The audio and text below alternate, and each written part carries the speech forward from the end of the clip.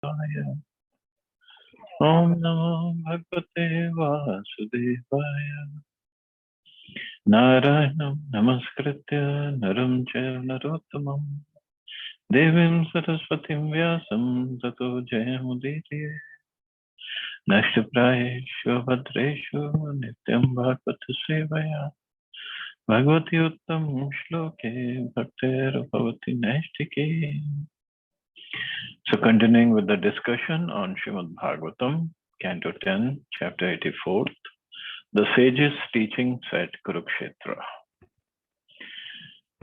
Text number 30 onwards. So yesterday we discussed how Sri Vasudeva Ji is asking the sages. Sages were leaving, but he asked them to stay back, and he said, kindly tell us how the reactions of one's work can be counteracted by further work. So the leader of the sages, Narad Muni, he's starting to say something. Shri Narad Vacha, Nati Chitram Idam Vipra Vasudevo Bubutsaya Krishna Matvar Bhakam Yanna Prichati Shreya Atmana.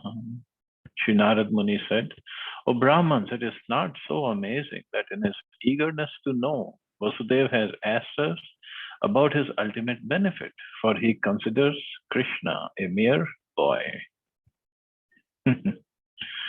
Krishna is regarded as Supreme Personality of Godhead by all the sages. But Vasudeva Ji offers his parental love. And in fact, Nanda Maharaj also cannot think of Krishna as God. They also always think of Krishna as little boy. But Narad Muni is saying it's so amazing. It's not so amazing. Yes, it's not so amazing. Srila Jiva Goswami relates Narad's thoughts. Sri Narad understood how Vasudeva, in line with his mood of pretending to be an ordinary householder, asked the sages about Karma Yoga. Although he had already attained spiritual goals, even great yogis and rishis cannot achieve. But Narad was still concerned that Vasudeva might create an awkward mood by treating Lord Krishna as a mere child in the presence of all the sages. Narad and the other sages felt obliged to maintain their attitude of reverence towards Lord Krishna. So how could they ignore him and presume to answer Vasudeva themselves? To avoid this embarrassment, Narad took this opportunity to remind everyone present of presence of Sri Krishna's absolute supremacy. Sannikarshu atra martyanam anadaran karanam gangam hitva yatha nyambhas tatratyo yati shuddhe. In this world, familiarity breeds contempt. For example, one who lives on the banks of the Ganges might travel to some other body of water to be purified. And this is true. People who live in Calcutta, Ganges flow right there. But they go to Haridwar to take bath in Ganges.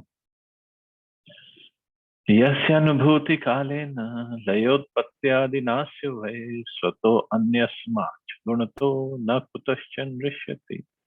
Tam klesh karma paripak guna pravaha avyahatanu bhavamishwaram advitiyam pranadhi svavibhavar upagud manyo manyat suryam iv megha himo paraga.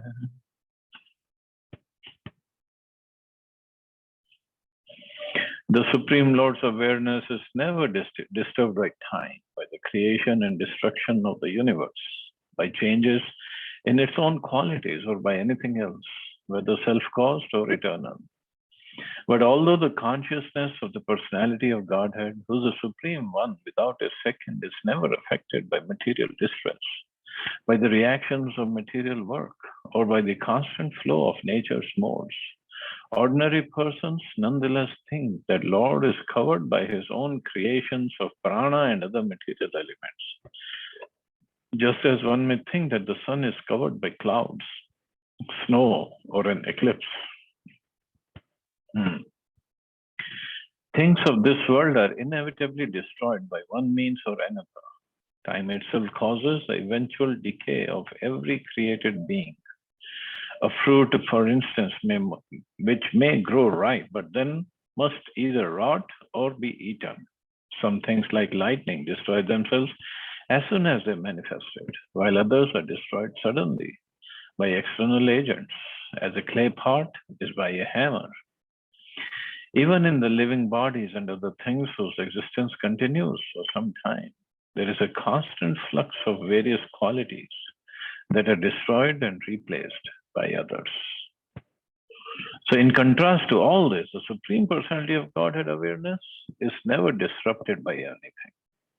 Only out of ignorance could one imagine him to be an ordinary human being subject to material conditions. Mortal beings are covered by the entanglement and fruitive activities and the consequent happiness and distress. But the Supreme Lord cannot be covered by what are in fact his own expansions. So Vasudevji's question, and Narad Muni is saying that Supreme Lord is his own son, is in his own house, and how can he ask? Because the Lord is covered. His potencies, his presence, his qualities are all covered by Yogamaya. So even Vasudevji cannot understand who Krishna is. Athochur munyo rajan abhashyan anakundubhim sarvesham shanvatam ragyam tatheva chitramayo. Shukdev Goswami continued. The sages then spoke again. O king, addressing Vasudeva, while all the kings along with Lord Achyuta and Lord Ram listened. So karmana karma nirhara esha sadhu nirupitaha yadrichadya yajed vishnum sarva yagyeshwaram makhayam. The sages said, it has been definitely concluded that work is counteracted by further work. When one executes Vedic sacrifices as a means of worshipping Vishnu, the Lord of all sacrifices, with sincere faith. So work can be counteracted, or the reactions of one's work can be counteracted by what? By sacrifice. In Dwapar Yuga, of course, they will perform a sacrifice then. Like Yudhishthira Maharaj also performed Rajsuya sacrifice later. But in Kali Yuga, we are very fallen, so only sacrifice. Sacrifice is still required. But the sacrifice that we do is Harinam Sankirtan. That's all. Chittasyopasamu ayam vai kavibhi shastra chakshusa darshita sugamo yogo dharmasyatma udavaha. Learned authorities who see through the eye of scriptures have demonstrated that this is the easiest method of subduing the agitated mind and attaining liberation, and that it is sacred duty which brings joy to the heart. So, which is sacrifice done as a means of worshipping Vishnu or pleasing Vishnu. Ayam swasti ayana pantha dvijatir grihi medina yachriddhyapta vittena shuklene jet purusha. This is the most auspicious path for a religious householder of the twice born orders to selflessly worship the personality of Godhead with wealth honestly obtained. Both Sridhar Swami and Srila Jiva Goswami here agree that the ritual karma of Vedic sacrifices is particularly meant for attached householders. Those who are already renounced in Krishna consciousness, like Vasudeva himself, need only cultivate the faith in the Lord's devotees, his deity, form, his name, the remnants of his food, and his teachings, as given in Bhagavad Gita and Srimad Bhagavatam. But for attached householders, Vedic sacrifices are very much required. Vittashanam yagya daner grihar dara sateshanam atma lokeshanam deva kalin visrajed buddha grame tyaktashana sarve yayur thiras tapovanam. An intelligent person should learn to renounce his desire for wealth by performing sacrifices and acts of charity. He should learn to renounce his desire for wife and children by experiencing family life. And he should learn to renounce his desire for promotion to higher planets in his next life. O saintly Vasudeva, by studying the effects of time. So understanding everything is temporary. Even the higher planetary systems are temporary, and our promotion or our stay in those Swargaloka is temporary. Self-controlled sages who have thus renounced their attachment to household life go to the forest to perform austerities, which is very much required for our cleanliness, perfection. ऋणैर स्त्रीभिर्द्विजो जातो देवर्षि पितॄणां प्रभो यज्ञाध्ययन पुत्रैस्तान्य अनिस्तीर्य त्यजन पतेत. Dear Prabhu, a member of the twice-born classes is born with three kinds of debts. Those owed to the demigods, to the sages, and to his forefathers. If he leaves his body without first liquidating these debts by performing sacrifices, studying the scriptures, and begetting children, he will fall down into a hellish condition. Concerning the special obligations of a Brahman, the Shruti states, Jayamano Vai Brahmanas, or whenever a Brahman takes birth, three debts are born along with him. He can pay his debt to the sages by celibacy, his debts to demigods by sacrifice, and his debt to the forefathers by begetting children. And not just any children, Krishna conscious children. That is a real payment of the debt. Tvam twadya mukto dvabhyam rishi pitror mahamate yagyar devarnam unmuchya nirrino asharano bhava. But you, a magnanimous soul, are already freed from two of your debts, those to the sages and the forefathers. Now absolve yourself of your debt to the demigods by executing Vedic sacrifices. And in this way, free yourself completely of debt and renounce all material shelter. Vasudeva bhavan nunam bhaktya paramaya harim jagatam ishwaram prarchaha sa yadvam putratam gataha. O Vasudev, without doubt you must have previously worshipped Lord Hari, the master of all worlds. Both you and your wife must have perfectly worshipped him with supreme devotion, since he has accepted the role of your son. So sages again telling him, Krishna is your son. Krishna, Balram, they both are in your house. Srila Vishwanath Chakravarti Thakur paraphrases the sages' mood as follows. We have answered you who questioned us in the manner of ordinary discourse, in the same ordinary way. In truth, however, since you are the eternally liberated Father of the Supreme Lord, neither worldly customs nor the injunctions of scriptures have any authority over you. So there was no need for Vasudevji to do all this. But again, as Bhagavad Gita says, Yadyad Acharti Shveshtas, to set an example for everyone else to follow. Even Vasudevji performed yajna. Shri Shukovacha, iti tad vachanam shrutva Vasudevo Mahamana tan rishin ritvijo vabare murdhanamya prasadyacha. Shukdev Goswami said, after hearing these statements of the sages, generous Vasudeva bowed his head to the ground and praising them, requested them to become his priests. Tainam rishyo rajan brita dharmena dhartikam tasminnaya jayan kshetre makher uttama kalpakya. Thus requested by him, O king, the sages engaged the pious Vasudeva in performing fire sacrifices at that holy place of Kurukshetra according to strict religious principles and with most excellent ritual arrangements. Wow. Tadikshayam pravritayam vrishneya pushkara srajaha snata suvasaso rajan rajana sushtavalankritaha. Tanmahishyascha mudita nishka kanteya suvasasa diksha shala upajagmur alipta vastu panaya.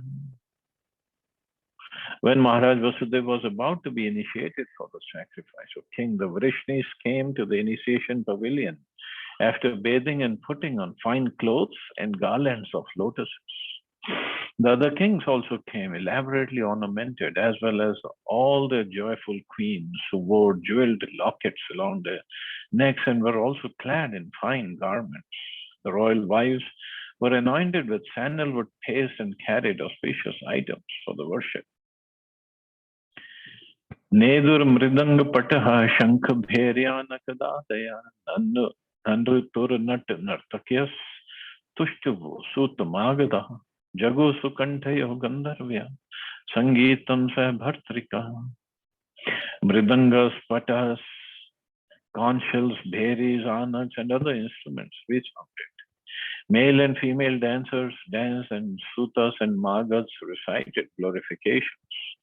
Sweet-voiced Gandharvis sang, accompanied by their husbands. Tam abhyashan chin vidhivad aktam abhyakta mritvijaha patni bhairashta dashabhi somarajam ivodubhi.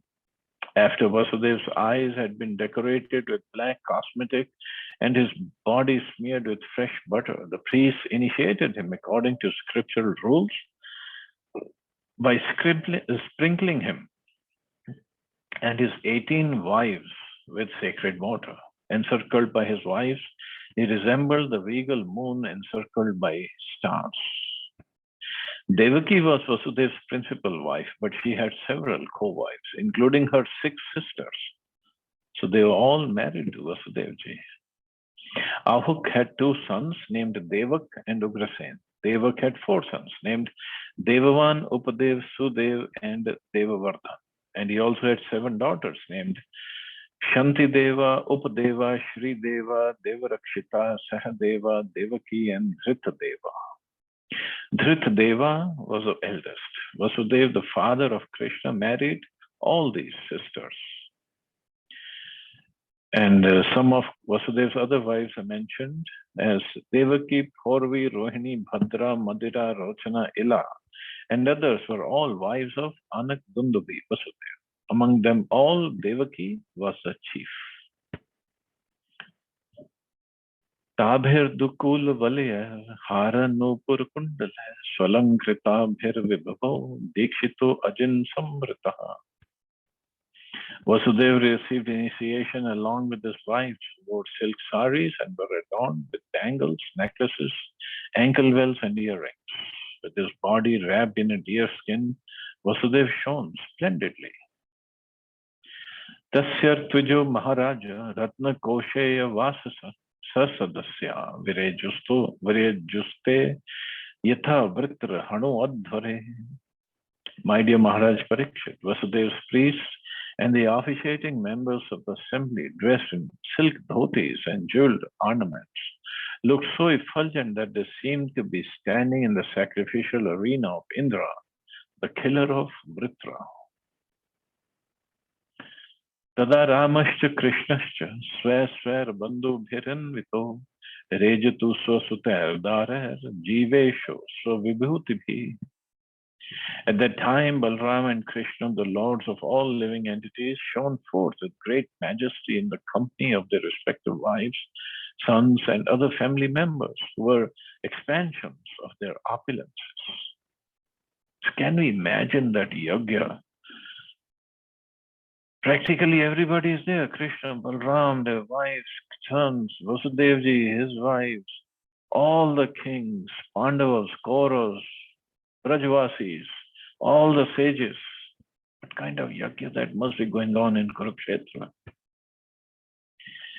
Ijanu yagyam vidhina agni hotra dilakshana prakritar vakritar yajna dravya jnana kriyeshwaram. Performing various kinds of Vedic sacrifices according to the proper regulations. Vasudeva worshipped the Lord of all sacrificial paraphernalia, mantras and rituals. He executed both primary and secondary sacrifices, offering oblations to the sacred fire and carrying out other aspects of sacrificial worship. There are numerous kinds of Vedic fire sacrifices, each of which involves several elaborate rituals. The Brahman portion of the Vedic Shruti specifies a complete step-by-step procedure of only a few prototype sacrifices, just as the Jyotishtoma and Darsha Purnamasha. These are called the Prakrit or original yagyas. The details of other yagyas must be extrapolated from the patterns of these Prakrit injunctions according to the strict rules of Mimamsa Shastras. Since other yagyas are thus known by derivations from the prototype sacrifice, they're called Vakrita or changed. There are so many sacrifices.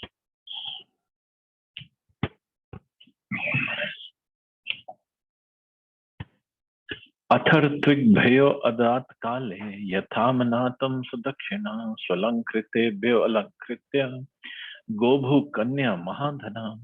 Then at the appropriate time and according to scriptures, Vasudeva remunerated the priests by decorating them with precious ornaments, though they were already richly adorned, and offering them valuable gifts of cows, land, and marriageable girls.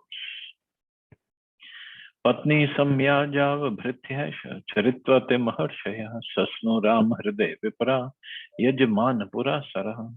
After supervising the Patni Samyaj and Avabhritya ritual, the great Brahman sages bathed in Lord Parshuram's lake with the sponsor of the sacrifice, Vasudeva, who led them.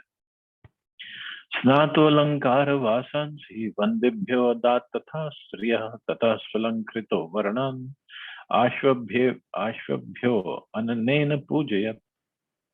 His sacred bath complete, Vasudeva joined with his wives in giving the jewelry and clothes they had been wearing to the professional reciters.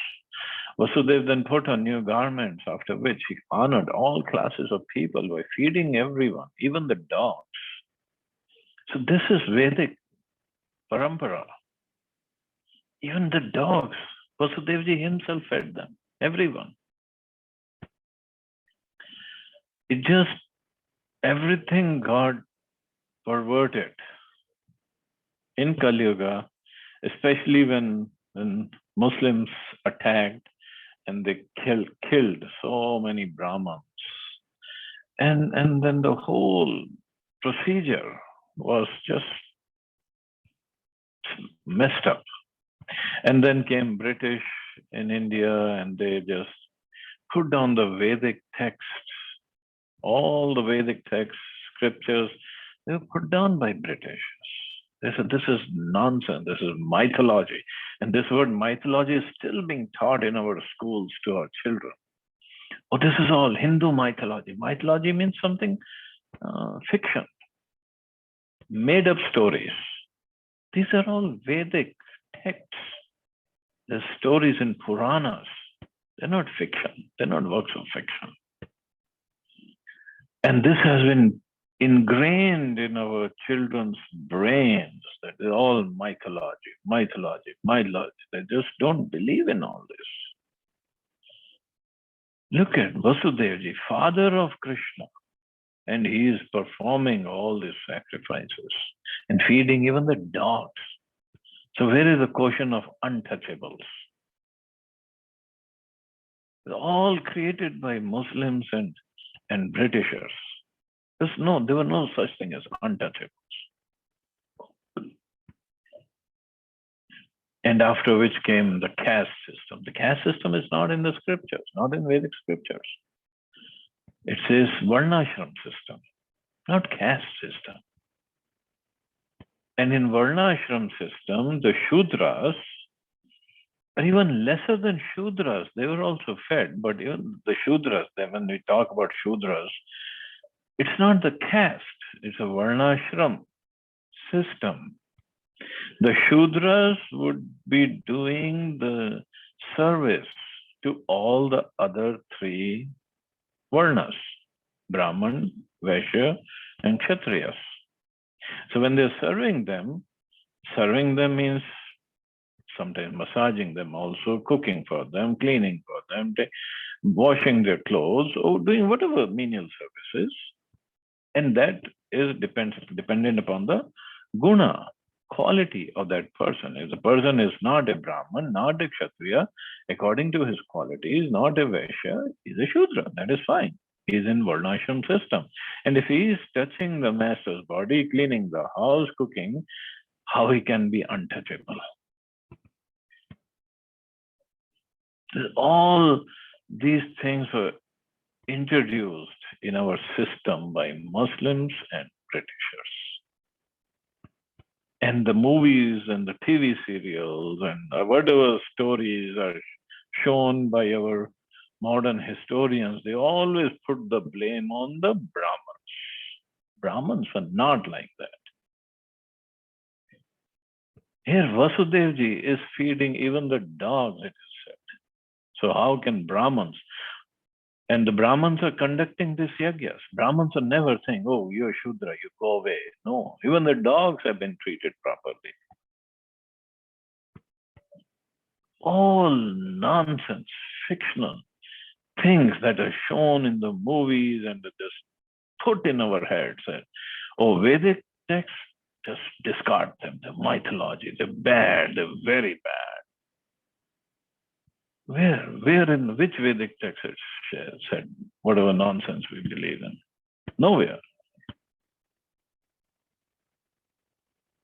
But this is what is required is first we study the scriptures properly and then we preach. We implement in our lives and we preach.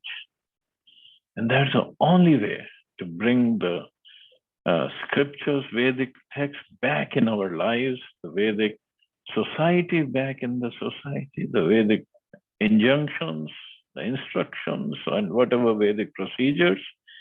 That's the only way. And Srila Prabhupada, what Prabhupada has done is amazing work. Not just preached, he didn't just preach. He implemented.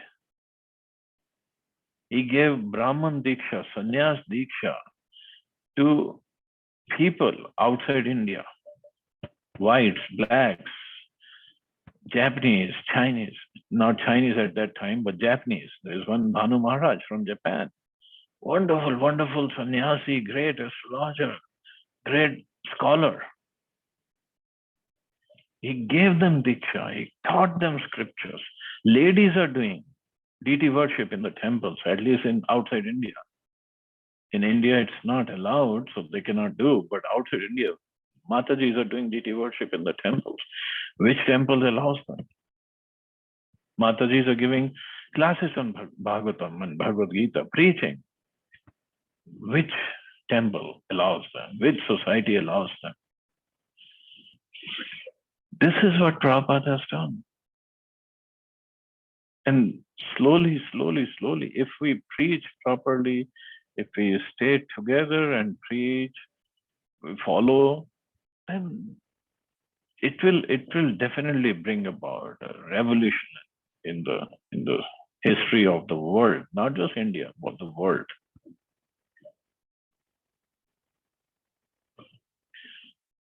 But yes, as Kali Yuga it is, so there are problems everywhere.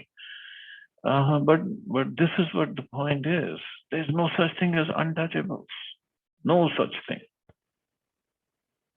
It's just the movie makers and historians, whatever their agenda was, they have made it up. They put down the Vedic scriptures like anything.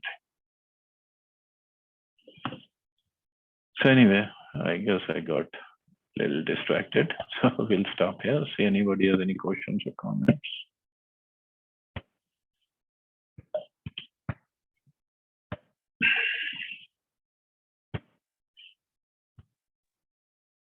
I didn't know Hinduism also allowed polygamy in olden days. I know Muslims have many wives, but this is new to me that Vasudevji had so many wives. Can you shed some light? Didn't we study Krishna had 16,108 queens? I know. You told me 16,800 some wives, yes. But Hmm? I thought Hinduism did not recognize polygamy. No, that's not true. That's not true. Especially all kings had many queens, and the purpose was not the sex indulgence, which is today's version. Purpose was to have the political and kingly relationships with other kingdoms, and and the king Kshatriya's duty is to expand his kingdom. Always, it's his duty. So Arjun had many wives. Bhim had many wives. Besides Draupadi, they had many wives. Mm-hmm. And before that also, only Lord Ram, he said, I am Ek Patni Vrata. He had taken vow of single wife. Mm-hmm. So, but the purpose was different. Purpose was not sexual indulgence. Oh, okay. And they took care of each and every wife properly. It wasn't like, okay, one wife is there, which is beautiful, and I'll just discard rest of them. They are all maid servants. No, that wasn't the way. Mm-hmm. Thank you, Prabhuji. You're welcome. Chalo, I guess we can stop here. You all have a safe and wonderful day. Hare Krishna. Jai Hare Srimad Krishna. Bhagavatam.